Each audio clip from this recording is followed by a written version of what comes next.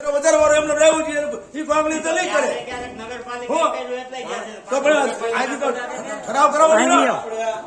તમે કહો તો હું બે શબ્દ આ વિશે બોલું. મંજૂરી છે ભાઈ. બગસરા ચેમ્બર ઓફ કોમર્સે જ્યારે ગુજરાત હાઈકોર્ટની અંદર વેરા વધારા બાબતે ગયેલી, હાલ હું નગરપાલિકાનો સદસ્ય પણ ચૂંટાઈ આવેલો છું. મારું એવું માનવું છે કે કોઈ સંસ્થાને કે કોઈ લોકોને નુકસાની ના જાય એવું મારું બે બાજુ વલણ છે. જે લોકો વેરો નથી ભરતા તેમની પાસેથી વેરો વસૂલાત કરવો અને જે લોકોની મિલકતો અત્યારે હાલની તકે વેરો વસૂલાત નથી થતો એની આકરણી કરીને વસૂલાત કરવો. વેરા વધારાની વાત છે એ નગરપાલિકા વાળાને કરવાનું છે, ચેમ્બર નહીં કરવાનું છે કે વેલો ઘટવો જોઈએ. પણ તમે આપણે તમે બીજી કા વાતો વેરા ઘટાડા માટે વાત કરો ને, બીજી સંસ્થાની કા વાતો કરો. સંસ્થાની વાતો કરો તમે. એ ચેમ્બર નહીં કરવાનું, નગરપાલિકા કરે છે. વેરો ઉતરાવો ન ઉતરાવો, કેમ દંડ દેવો, કેમ પેનલ્ટી એ નગરપાલિકા કરે છે. આવો કરી એ ચેમ્બર ને કરવાનું છે.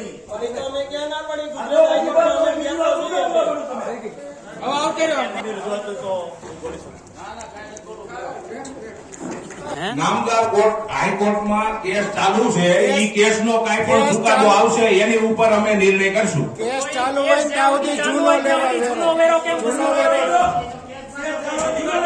ઈ શક્ય નથી ભાઈ, ઈ શક્ય નથી. છે, બધું શક્ય છે. જે તમારે ભરવું પડે છે ને ઈ જ મારે ભરવું પડે. બોર્ડમાં લઈ અને બધા નાગરિકો બેઠા ને બધા ઈ જ ભરવું પડે ભાઈ. શક્ય છે બધું. બોર્ડમાં તમે નિર્ણય લઈ શકો.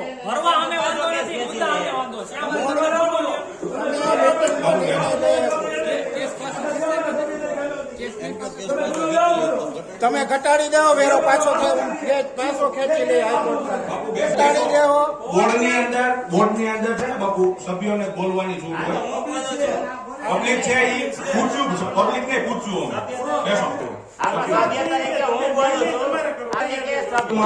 લોકહિતના નિર્ણય સભ્ય તરીકે હું સભ્ય છું ને, મારું તમારે સાંભળવું પડે કે નહીં? હા બોલો બોલો. હું તમને એ જ કહું છું કે જે નગરપાલિકાએ વેરો વધાર્યો હતો અને એના માટે આખું ગામ બંધ રહ્યું હતું, આખા બગસરાના વાસીઓ, વેપારીઓ તમામ આને સહકાર આપ્યો હતો. તો મારી એટલી જ તમને રજૂઆત છે કે આ પાછો મુદ્દો લઈને અને વેરો જે હતો એ પ્રમાણે કરે, જેથી ચેમ્બર ઓફ કોમર્સ કેસ પાછો ખેંચી લે. તમારે ક્યાં ખેંચવા જવું છે? જે વેરો હતો એમ રાખો એટલે ચેમ્બર ઓફ કોમર્સ પાછો કેસ ખેંચી લે. એમાં ક્યાં બીજી કઈ કરવાની જરૂર છે? આરસીએમ ઓફિસને અમે પૂછી લેવું, શક્ય હશે તો અમે એની માટે નિર્ણય કરશું. તો પણ તો એમ નહીં, આરસીએમ ને તમે પૂછો, આરસીએમ ને પૂછો તમે તો અત્યારે એ લખો કે ભાઈ આ જે અધ્યક્ષ સ્થાને લેવામાં આવ્યો છે મુદ્દો, એ આરસીએમ ને અમે લખીને મોકલશું. એ તમે અત્યારે આ લ્યો, મોકલશે એમ નહીં એટલે તમે આ મુદ્દો લ્યો એમ કે જે આ રજૂ મોકલશું એમ નહીં તો કેમ કહેવાનું હોય? એટલે આ મુદ્દામાં લેવાનું તમારે. સભ્ય પેલા એમ નહીં, મારી વાત તો સાંભળો, એ સભ્ય એમાં સહમત છે કે નહીં એ તો તમે પૂછો. એમાં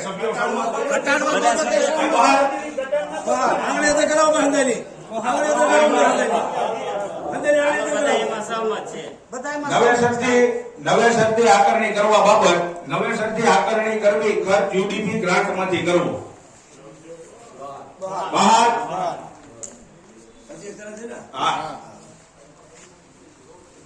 ત્રીજો મુદ્દો, બિનખેતીના હુકમની તારીખથી વેરા વસૂલાત કરવા અંગે કલેક્ટર શ્રીના હુકમની તારીખથી વેરો વસૂલ લેવો તથા વ્યાજ અંગે માફી આપવી.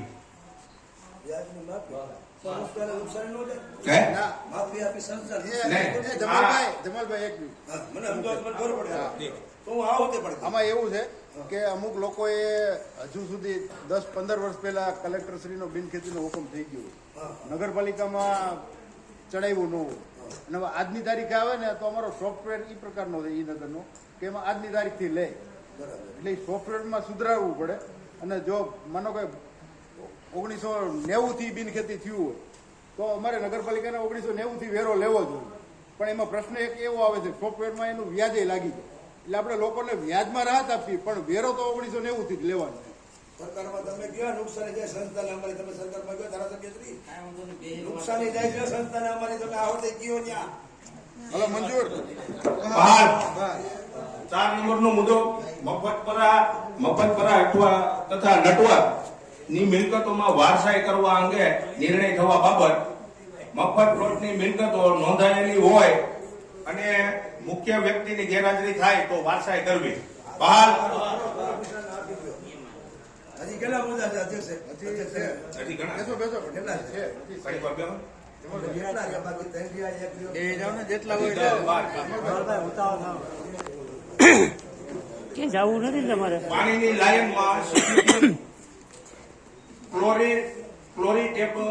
ક્લોરીન ડાયોક્સાઇડ ટેબ્લેટ પાવડર અને સરકો પ્રો એસિડ કેમિકલ સપ્લાય કરવાનું છે, મંજૂરી આપવાની છે. બહાર બગસરા પાણીનું ક્લોરીન. બગસરા નગરપાલિકાની ડ્રેનેજ લાઇન જમાલભાઈ બીજો મુદ્દો આવી. બગસરા નગરપાલિકાની ડ્રેનેજ લાઇન મેન વોલ ખુલ્લી વહેતી ગટરો ખાડી તેમજ સેપ્ટિક સિસ્ટમ માટે દુર્ગંધ અને ગટરમાંથી નીકળતા ઝેરી ગેસના નિવારણ માટે જીપીસીબી, સીપીસીબી અને એનજીટી કાયદાનું પાલન હેતુ સપ્લાય કરવાનું કામ. એમાં અમુક કેમિકલ આ છે ને તમે કહો ને DPCP, મને એની ખબર હોય ને આ બીજાને ખબર, તમને ખબર હોય, કોને ખબર? ઈ તો કઈ ખબર નથી. આમાં જેટલા પડે ખુલ્લી ગટરો કે ભૂગર્ભમાં બીજા કઈ ઉપદ્રવો ન થાય ને એના માટે પ્રાકૃતિક એની દવા આવે જે સરકાર દ્વારા આપવામાં આવે છે, એને મંજૂરી આપવાની છે. વાહ પ્રમુખ સાહેબ, વાહ. શાબાશ. મારો પ્રમુખ સાહેબ.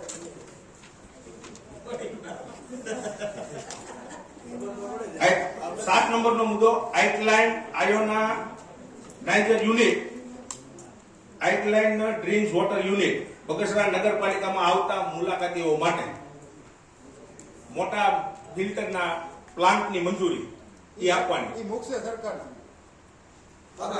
આપણે કઈ નથી કરવું. આપણે લખાણ કરવાનું છે.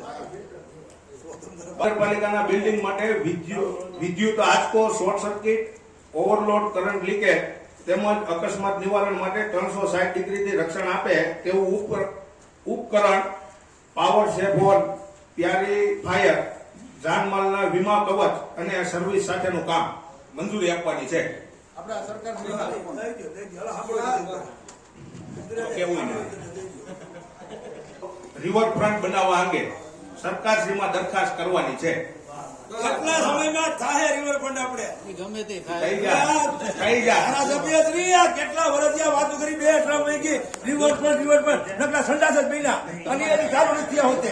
તાર આથી અમે કર્યા છે. આ પ્રમુખ સાહેબે કીધું કે બધા ચાલુ તો કરાવો, શૌચાલય બની ગયા ને તો કોને ખબર, મેં કીધું ઉદ્ઘાટન કરવા તમે આવવાના. પેલા તમે સાંભળો, પેલા તમારે દરખાસ્ત ની મંજૂરી કરવા પેલા અહીંથી દરખાસ્ત કરવાની ઈ તો કરો, પછી મને કહો. અહીંથી દરખાસ્ત જ નથી કરતા એનું કરો પેલા. નદીપરામાં પુલ ઉપર આરસીસી બનાવવાનું કામ બનાવવાનું ને નવા સ્વામિનારાયણ મંદિર પાસે પુલની ધાબી બનાવવા અંગે મંજૂરી આપવાની છે. 11 નંબરનો મુદ્દો બગસરા શહેરના રહીશો તેમજ વેપારીઓ દ્વારા જ્યાં ત્યાં કચરો, ગંદવાડ તેમજ પાણીનો બગાડ કરતા નગરપાલિકાના કર્મચારીઓ દ્વારા સ્થળ ઉપર દંડ વસૂલ કરવા અંગે દંડ નક્કી કરવાનો છે. બહાર દંડ નક્કી કરો. અમે હોતે મંજૂર, પણ એકને ગોળ અને ખાલી 5 દિવસ નો કરતા નહીં થાય. પ્રમુખ સાહેબ આ નહીં ચીફ ને આવેલી એમને 100 કરવા જાય, 2 ગણા દંડ કરીને આવતા રહીએ, પછી કોઈ નો કરે. લાગણી કરો અંદર જમાલ પીરા કરો, જમાલ પીરા પેલા કરો. તમને એમ લાગે જમાલ પીરા પાણી મળે તો મારે પેલા દંડ કરો. હું કોનો નથી પછી હા, હે. 5 દિનો કરતો તમને થાય તો મને થાય. આ દંડ કરવાનો જ. બેસો. જીતેન્દ્રભાઈ વલ્લભભાઈ ભટ્ટીની જગ્યાએ તેમના ભાઈને પાણી પુરવઠામાં વાલમેન તરીકે રાખવા માંગે. મંજૂર.